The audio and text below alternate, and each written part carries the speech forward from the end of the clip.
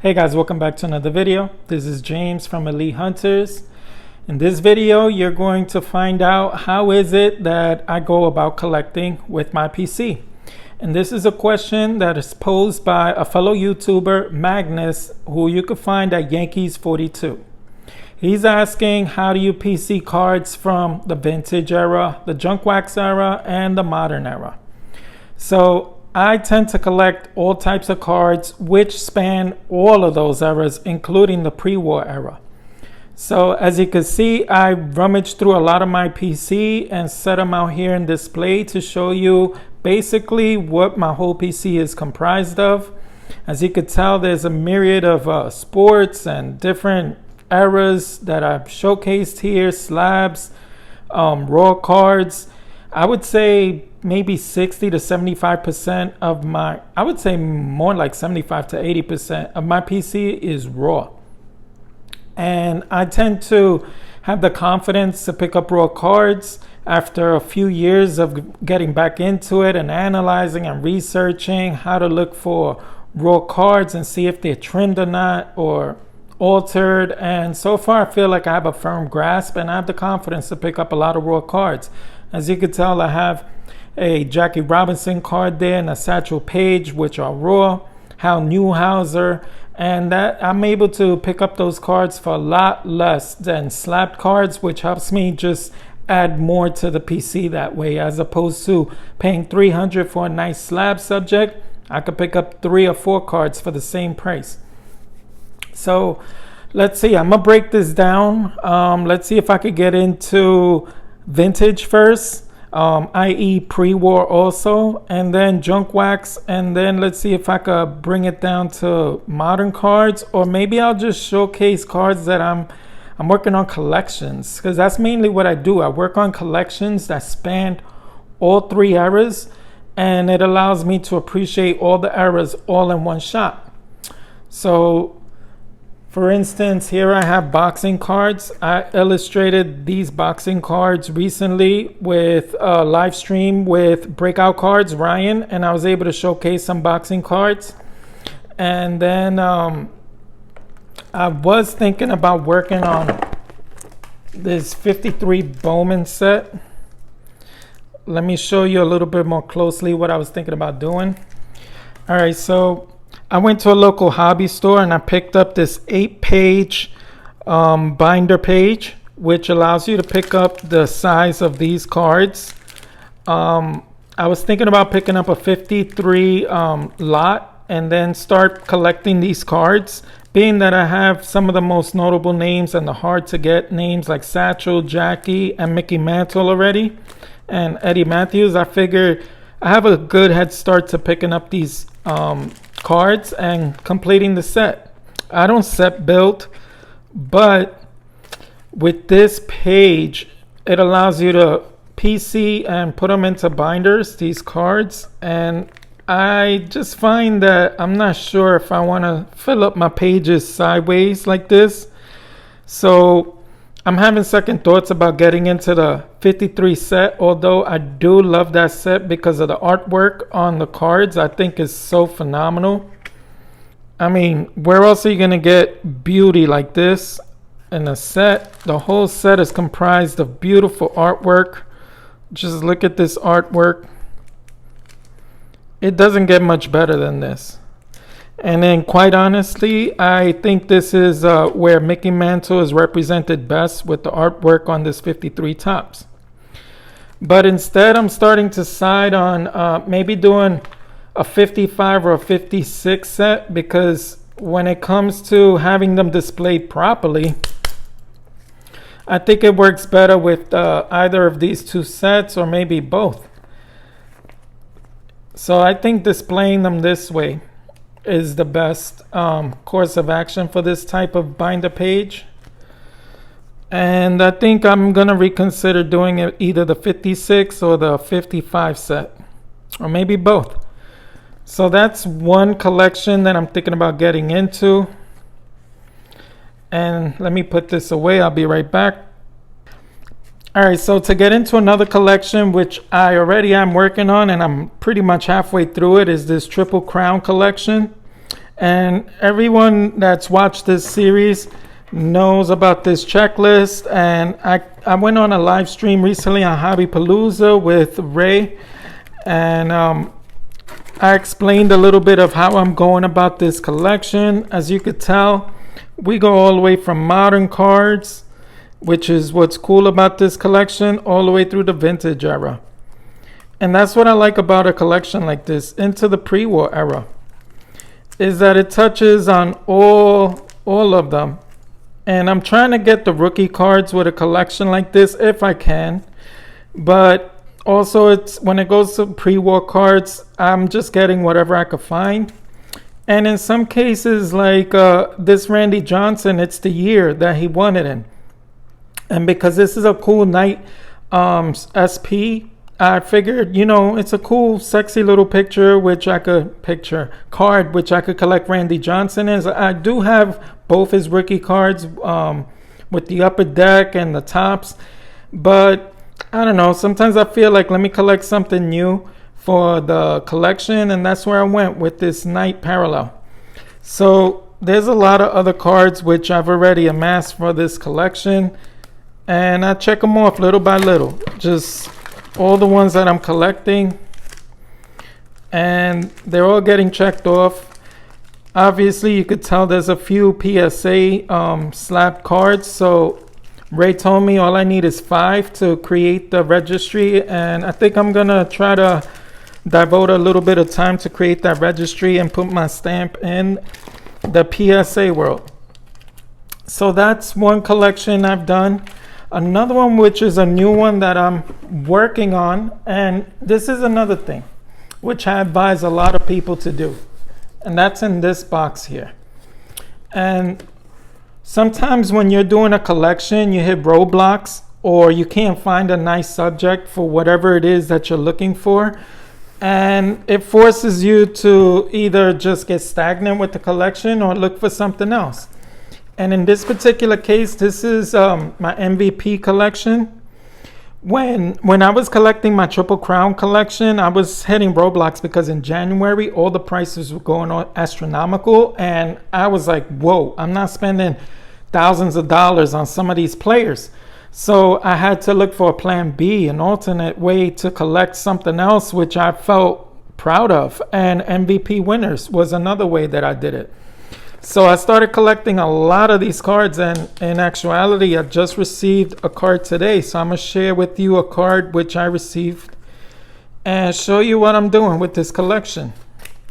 It's basically, I looked up the list of all the MVP winners, and I'm collecting a card of that year when they won. So, for example, here's Vladimir Guerrero. He won it with the Angels in 2004. There's a nice gold refractor of his that I found online for $4.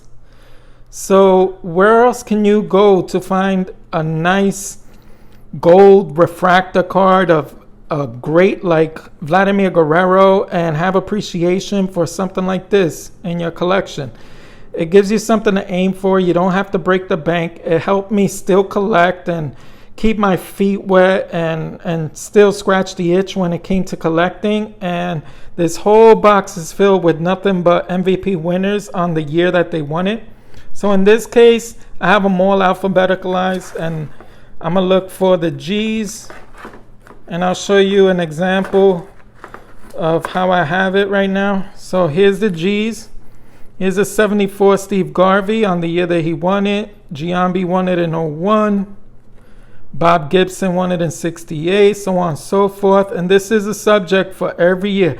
In this case, like this Kirk Gibson, this is his traded card because he went from the Tigers to the Dodgers, and he won it ultimately as a Dodger, and they won the World Series that year. And I thought it was cool to pick up this card. So I'm picking up cards that I like, that when I look at them, I feel, I don't know, some type of pride in the collection. And what I like, again, is that it expands from vintage era, as you could tell, to modern era. And we got the JunkWax era. And what's turning from the JunkWax to the modern, you got a lot of inserts and nice shine. Make someone like Pepino Man go nuts with these. die cuts. So when I do the video for these, you're gonna see like the evolution of cards. So Guerrero goes right here in between Griffey and Hamilton. And I think it's a cool way to continue to collect. It's not breaking the bank. That card cost me $4, and it's a pretty sweet looking card. The most expensive one I would say is something like this Willie Mays. So there's times you could pick up a really nice card. Here's another one that was a little expensive, Mickey Mantle.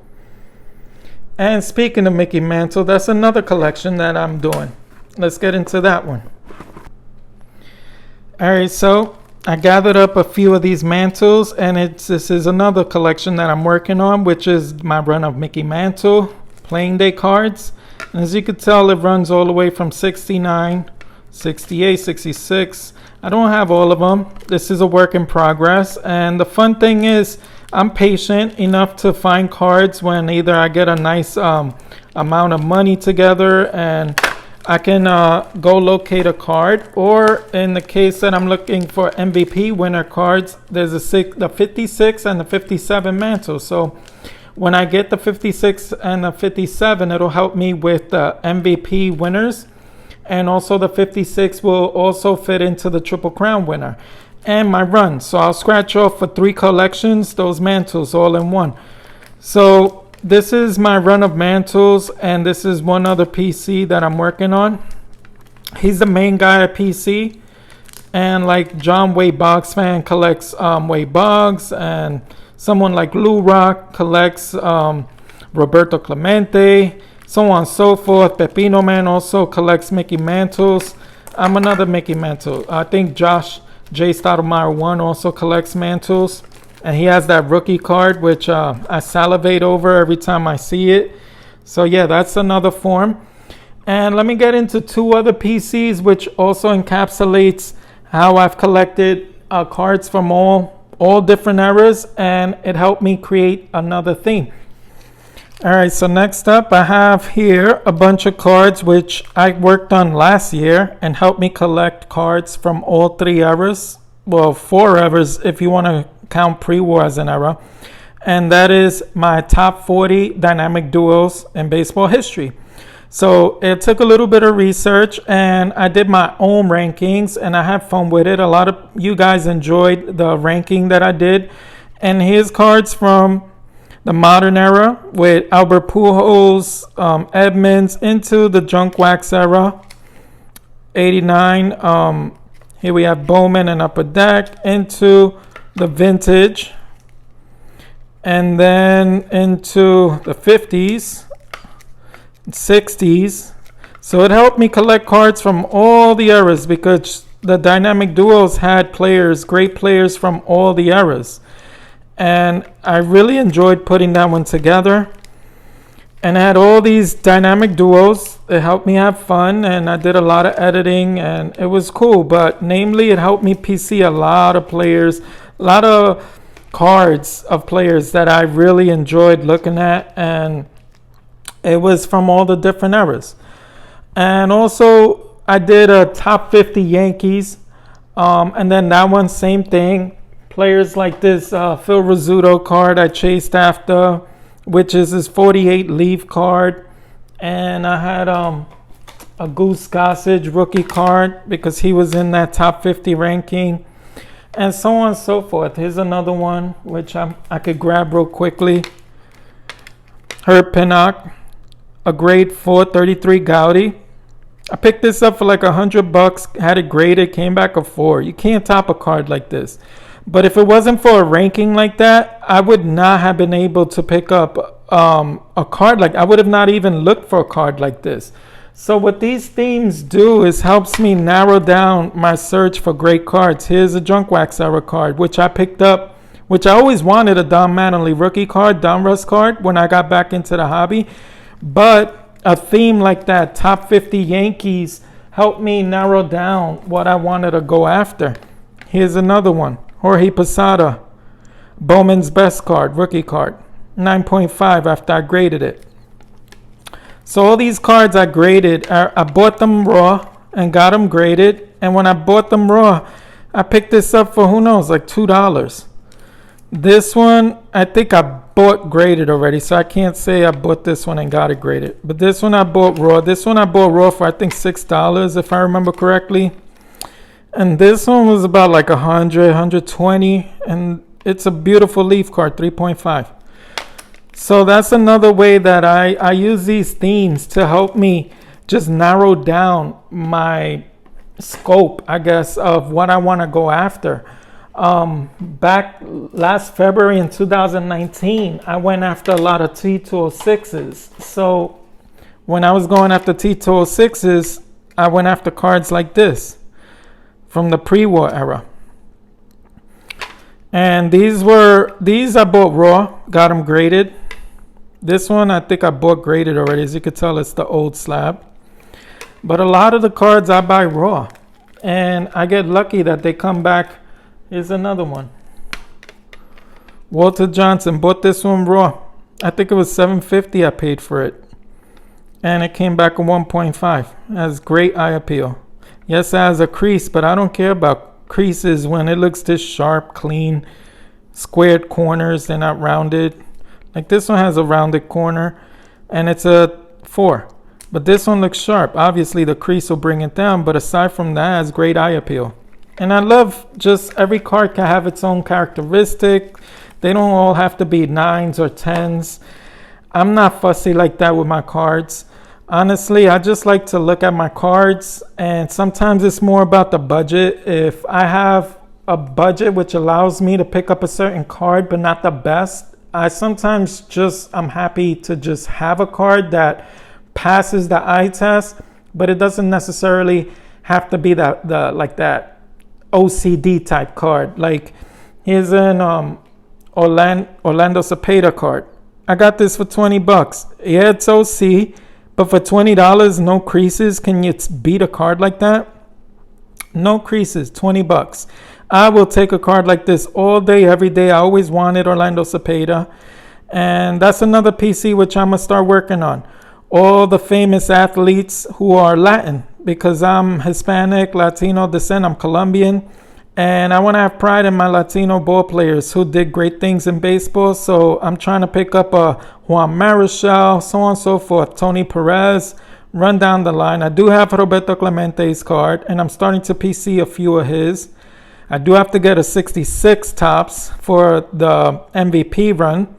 But cards like this, just do it for me. It doesn't matter if it's OC or if it has a crease like with the Walter Johnson, or if it has rounded edges. Like I think in this one, this Lou Gehrig is a 2 and it has rounded edges, but it doesn't have not one crease on the card, doesn't have paper loss, and I think it's a beautiful card.